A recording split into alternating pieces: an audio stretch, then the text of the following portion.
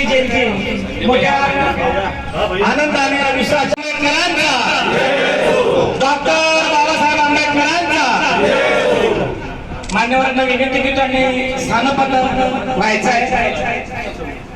असं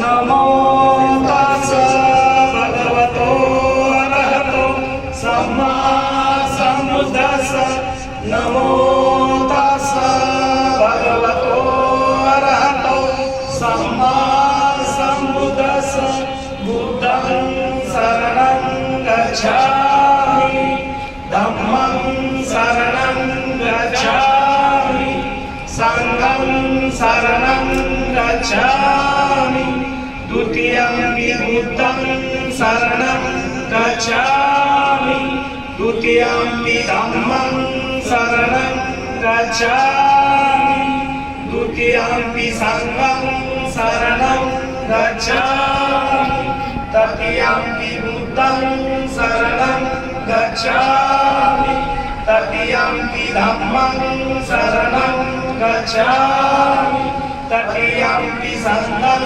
शरणं गच्छामि पाणातिपाता वेरमणि सिक्खापदं समादयामि अदिन्नदाना वेरमणि सिक्खापदं समादयामि कामेषु मिच्छाचारा वेरमणि सिक्खापदं समादयामि मुसावादा वेरमणि सिक्खापदं समादयामि सुरामेरयमज्जपमादधाना वेरमणि सिक्खापदं समादयामि साधु साधु साधु.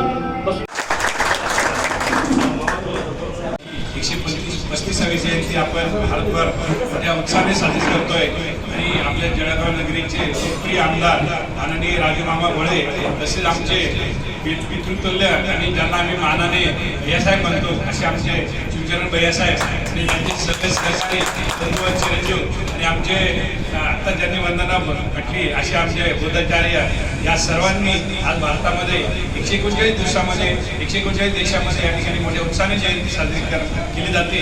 इतका महान व्यक्ती आहे की ज्याची भारतातच नाही तर भारताबाहेरही एवढ्या 131 देशांमध्ये जयंती साजरी करतात अशा मानवास मी आपण अभिवादन करतो आणि आपल्याला सगळ्यांना जयंतीच्या शुभेच्छा देतो.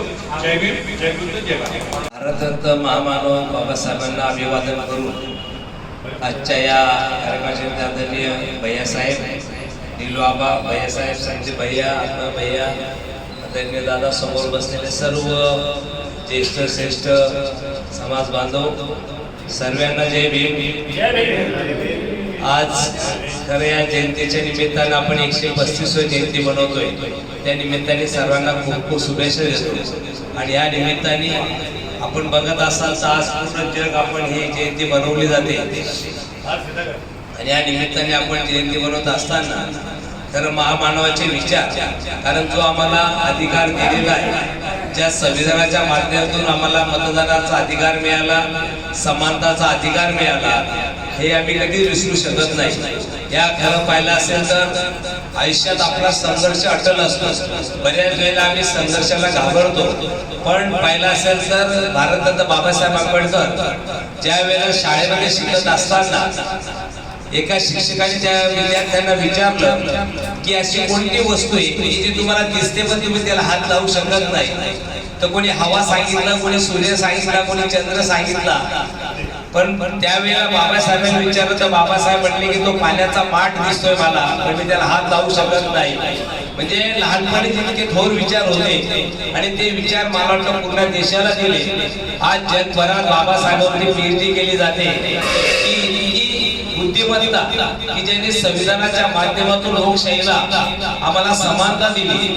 जो समाजात जो काही आज आम्हाला मान मिळालेला आहे हिंदू कोडच्या माध्यमातून मला वाटतं खूप मोठा अधिकार महिलांना दिलेला आहे. सर्व समाजाला त्यांनी न्याय देण्याचा प्रयत्न केलेला आहे. आज या महामानवाला मी अभिवादन करतो. मित्रांनो, जयंती बनवणं खूप सोपं असतं, चौकाला नाव देणं खूप सोपं असतं, पण त्या विचाराने चालणं खूप अवघड असतं. आणि त्या विचाराने बाबासाहेबांना ते खूप अडचणी आल्या, खूप संकट आली, पण बाबासाहेबांनी कधी धीर सोडला नाही. प्रत्येक संकटाला तोंड दिलं. एवढंच नाही, परिस्थिती नसताना तुम्ही पाहिलं असेल की रात्री दिव्याखाली बसून त्या काजव्यांना बाटलीमध्ये ठेवून त्याच्यात अभ्यास त्यांनी केला. म्हणजे आज सुद्धा युवकांनी संदेश घेण्याची आवश्यकता आहे. आज तर तुम्हाला त्यांच्या आशीर्वादाने आम्हाला सर्व सुख सुविधा मिळत आहे, पण आम्ही सुख सुविधा मिळाल्यामुळे आळशी होत चाललेलो आहे. तर आज भविष्यात मला वाटतं देशाचा विकास करायचा असेल, या समाजाची उन्नती करायची असेल, तर आपला सुद्धा हातभार लागणं गरजेचं आहे. बऱ्याच वेळेला आम्ही म्हणतो की चांगले लोक मिळत नाही. मला वाटतं चांगले लोक शोधण्यापेक्षा आपण चांगलं बनण्याचा प्रयत्न करा, कारण आपल्याला शोधा येईल. असं जर आपण महामानव बाबासाहेबांसारखं जगण्याचा त्या विचाराने चालण्याचा प्रयत्न केला तर मला वाटतं ही खरी जयंती बनवण्यासारखं होईल. आज 135वी जयंती बनवतोय. या निमित्ताने मी संदीप भैयाला विनंती करेन की आपण 135 झाडं लावण्याचा पर्यावरणासाठी संकल्प करूया आणि त्याला पूर्ण पुढच्या जयंतीला ते झाडं जगले का नाही त्या झाडाचाही वाढदिवस बनवण्याचा संकल्प करूया. कारण आज पर्यावरणासाठी सुद्धा गरजेचं आहे. आज पूर्ण जगामध्ये युद्ध चालू असताना किती टेम्परेचर आपण बसतोय आणि त्याच्यासाठी मला वाटतं ही सुद्धा एक राष्ट्रभक्ती, राष्ट्रसेवा आहे. म्हणून मी युवकांना सांगेन की आपण रक्तदान केलं पाहिजे. आपण एक भारताचा नागरिक म्हणून कर्तव्याचं पालन करत असताना बऱ्याच गोष्टी आम्ही म्हणतो की आमच्या हातामध्ये काय, मी गरीब म्हणून काय. तर बाबासाहेबांनी त्यावेळेला ठरवलं मी गरीब म्हणून जन्माला जरी आलो पण मी काहीतरी विचार घेऊन मरणार. आणि बाबासाहेबांनी तेच आपल्याला संदेश दिलाय, तुम्ही गरीब घरात जन्माला आला तुमचा दोष नाही, पण आयुष्यभर तुम्ही स्वतःला सांगता मी गरीब आहे, मी काहीच करू शकत नाही, तर तुमचा सांगा आपण कोणीच माणूस नाही. आणि याच्यातून मला वाटतं बाबासाहेबांचा आज आपण संदेश घेऊया.